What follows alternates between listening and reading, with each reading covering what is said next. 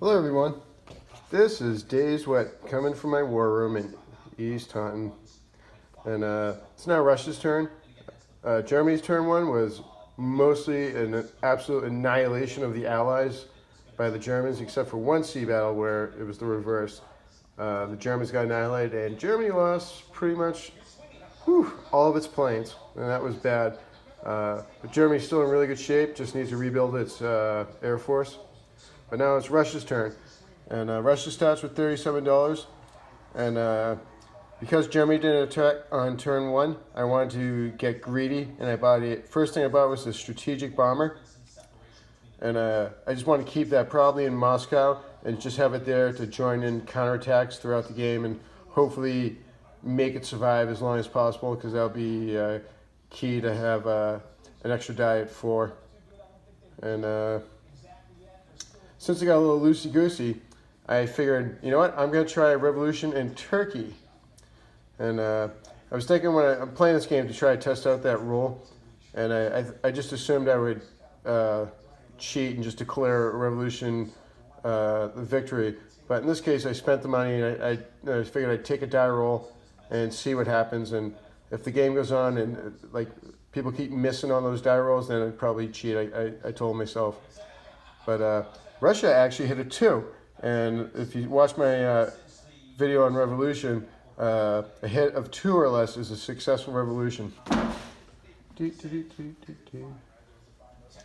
So now Turkey is no longer strict neutral, it is pro-allies. And there are refugees which are represented by those nuts. There's now refugee camps in Greece, the Caucasus, Northwest Persia, Iraq, and Syria. And those could cause trouble, but the basically most of the countries have units in it.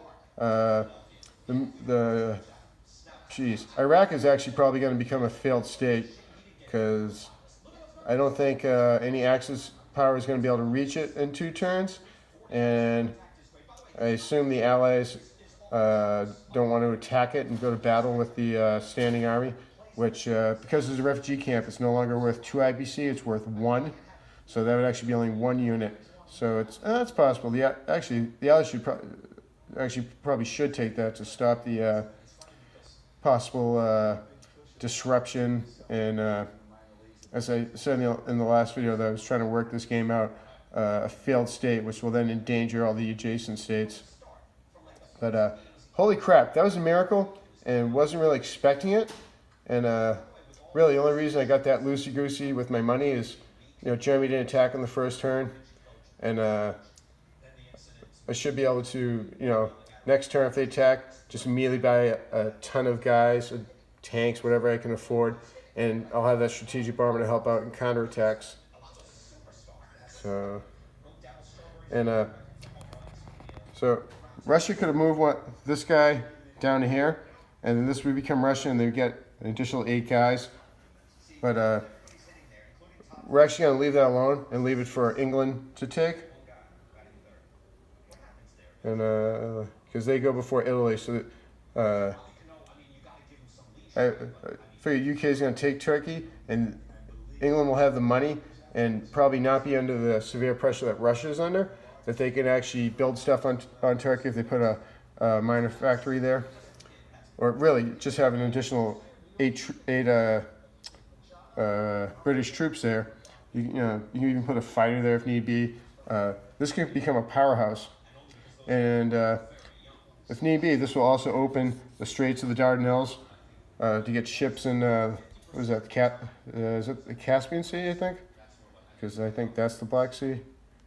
But, it's probably not going to come up, but who knows if action gets a little crazy in here, and if the UK still has its boats down here, maybe they can come in and help. So Russia's not at war, so I just made a bunch of non-combat moves. And because Germany started moving troops to Romania, probably next turn they're going to try to bust through there. So I marked all the troops I moved with a Russian marker. So like this tank, this mech, I moved them to here. This infantry and artillery, I moved them to here. these boats that were in C-Zone 115, I moved them over to C-Zone 114. And the sub that was in C-Zone 127, I moved it to 125 because when Russia goes to war, they get a national objective. I think it's 5 IPCs if there are no enemy warships in C-Zone 125.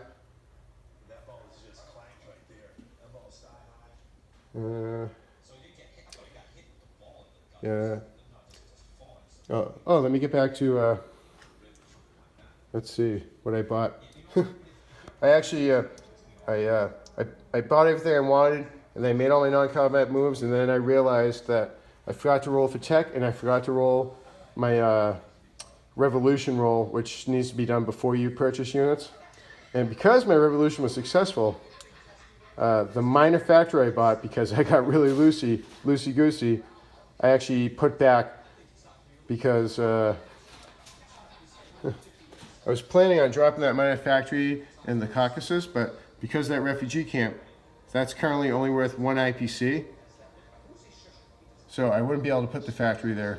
I could put it here, but I really don't want to. I wanted to put a factory here, but yeah, because of that refugee camp, that completely altered my plans, because next turn, Russia can transport this refugee all the way to Moscow, and it could tag team. One guy could take the refugee, move it to Stalingrad, and then the mech or the tank can then pick him up and go 1-2, so that refugee can actually move to the capital in one turn, and Russia will now be worth 4 IPCs when that happens.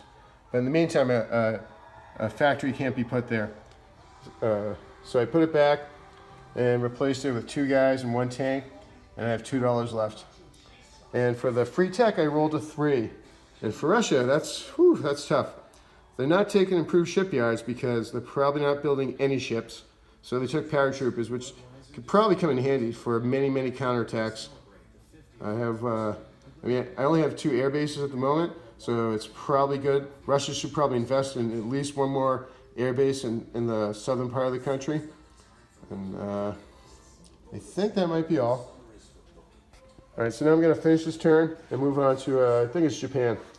And see you guys later. Bye.